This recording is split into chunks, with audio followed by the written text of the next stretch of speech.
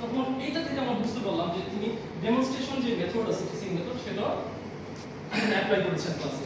এরপরে ডে 2 আসলো। ডে 2 তে মিস নাগেরা আস্কড করলেন আমাদের যে what types of pollution are common in your area, how is it affecting us।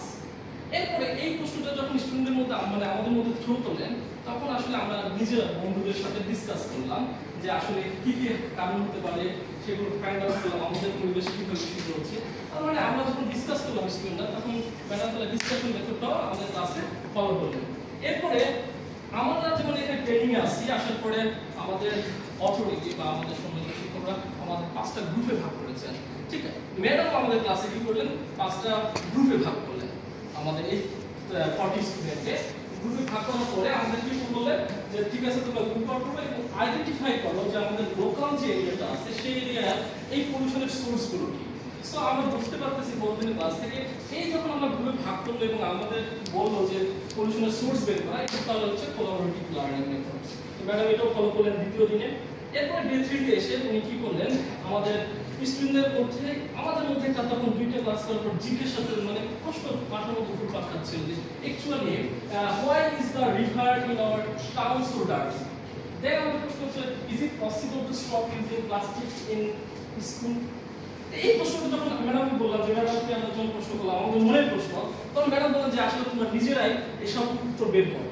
তার মানে এই মেথডটা তখন হচ্ছে কি, এই মেথড হচ্ছে ইম্পারিটিভ লার্নিং মেথড।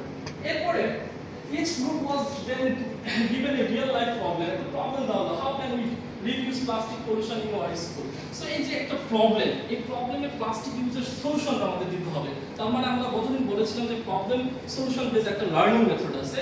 তো যখন আমরা এটা পসিবল কি কি সলিউশন হতে পারে যখন আমরা ফাইন্ড আউট করলাম, তার মানে ম্যাডাম আমাদের ক্লাসে হচ্ছে প্রবলেম বেস লার্নিং এর টেকনিকটাও অ্যাপ্লাই করেছিলেন।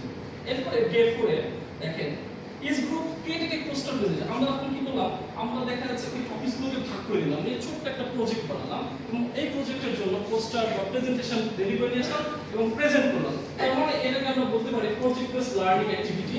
এরপরে রোল প্লে। এখন আমাদের প্রত্যেকটা গ্রুপকে ভাগ করে দেওয়া হলো। একটা গ্রুপ হচ্ছে বলা হলো যে তোমরা হচ্ছে পরিবেশ কর্মী হিসেবে ডিবেট করবে, আরেকটা গ্রুপকে বলা হলো আপনারা হচ্ছে সরকারি কর্মকর্তা হিসেবে কাজ করবেন, আরেকটা গ্রুপকে বলা হলো যে আপনি কলকারখানার ওনার যে মালিক হিসেবে আপনারা কাজ করবেন। এখন এই 3টা গ্রুপের মধ্যে পরিবেশের যে পলিসি, পরিবেশের ভারসাম্য রক্ষার যে পলিসি, এইটা নিয়ে ডিবেট শুরু হচ্ছে। এইটা হচ্ছে ম্যাডাম তখন আমরা ক্লাস করতে যে ডিবেটের আয়োজন করলেন এবং সেটা হচ্ছে রোল প্লে হচ্ছে টিচিং মেথড। এবং ফাইনালি আমাদের ম্যাডাম একটা কথা বলে অ্যানাউন্সমেন্ট যে today we will hold a town hall meeting. এই টাউন হল মিটিং এ কি হলো, আমরা প্রত্যেকটা স্টুডেন্টকে বলা হলো যে আপনারা এই টাউনের হচ্ছে সিটিজেন এবং এই টাউনের নতুন পলিসি মেকিং করার জন্য আপনাদের অপিনিয়ন দেন। সো এইটাকে আমরা বলতে পারি হচ্ছে আসলে সিমুলেশন মেথড। এন্ড আমাদের ফিল্ড ট্রিপের আন্ডারস্ট্যান্ডিংটা নেওয়ার জন্য ম্যাডাম কি বলেন, একদিন হচ্ছে একটা নদীর ধারে গিয়ে আমাদের দেখালেন যে এইভাবে পলিউশন হচ্ছে এবং আমরা ওখানে গিয়ে বিভিন্ন ধরনের নলেজ গেইন করলাম কেন হচ্ছে সেগুলো নোট ডাউন করে নিলাম। তাহলে এই হচ্ছে আমাদের ফিল্ড ট্রিপ মেথড। তারপর আমরা ওখান থেকে স্কুলে ফিরে আসলাম, আসার পরে হচ্ছে আমাদের ব্রেইনস্টর্মিং, আমাদের মাথার মধ্যে প্রশ্ন বিস্ফোরণ হচ্ছিল যে what can we do ourself to stop pollution in our area. কি করতে পারি, এটা মাথার মধ্যে ঘুরপাক খাচ্ছিল। তার মানে এই যে আমাদের ব্রেইনস্টর্মিং এর বিষয়টা ম্যাডাম ক্লাসে সুন্দর করে উপস্থাপন করেছিলেন। এরপরে আমরা কি করলাম, এই যে সলিউশন বা আমরা কি করতে পারি এটা বন্ধ করার জন্য, এরপরে আমরা কি করলাম যে একটা গ্রুপ একজন মেম্বার আরেকটা গ্রুপের সাথে প্রেজেন্ট করছিল যে এটা করতে পারি, আবার অপর একটা টিমের মধ্যে থেকে একজন বলতেছিল আমরা এটা করতে পারি। সো এটাকে আমরা বলতে পারি হচ্ছে peer teaching method. And lastly আমরা দেখলাম যে এই এনভায়রনমেন্ট যে পলিউশন হচ্ছে লাইক ওয়াটার পলিউশন, এই ওয়াটার পলিউশন অ্যাকচুয়ালি অ্যাসিড বৃষ্টির কারণে হচ্ছে।